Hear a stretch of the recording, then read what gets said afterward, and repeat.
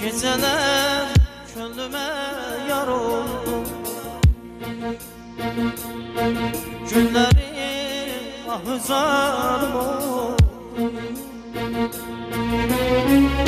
Bu dünya başıma dar oldu, senden sonra tenhalığım ruhumu soyuttu.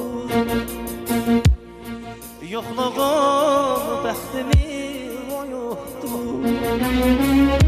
mənimlə mələr oldu. Səndən sonra həsrəti sinəmdə eyləndi,